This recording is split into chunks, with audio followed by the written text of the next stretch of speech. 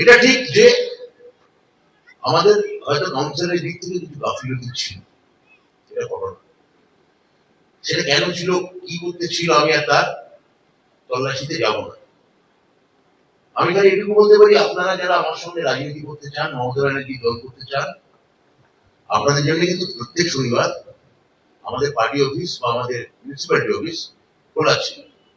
এখানে একটা বিধায়ক সহায়তা কেন্দ্র আছে, যেটা 5 নম্বর ওয়ার্ডে খুব সাকসেসফুলি চালায় দেবাশিস ব্যানার্জি, 1 নম্বর ওয়ার্ডে প্রবীর পাল এটা খুব সাকসেসফুলি চালাচ্ছে।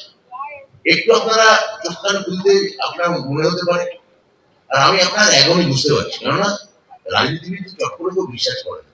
আবার যাব, কি বলবে না বলবে, হ্যাঁ হয়তো দুটো মিথ্যে কথা বলে দিল, কিন্তু আপনাকে একটা না একটা কথা বিশ্বাস করতে হবে। আপনি যদি পুরোটাই আপনার জীবনে অবিশ্বাস থাকে, তাহলে আপনি কাজ করতে পারবেন না। আপনার সমস্যা হলে আপনি বলতেও পারবেন না।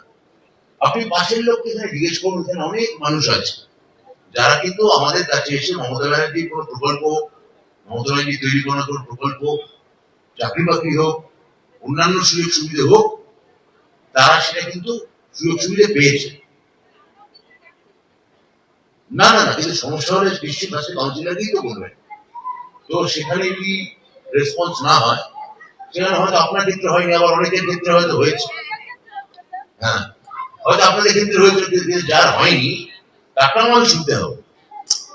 আপনার হয়তো কাজ হয়েছে, ওর হয়নি, কিন্তু আপনারটা যেমন জরুরি কথা, ওটাও জরুরি কথা, এই দুটোই আমাকে শুনতে হবে।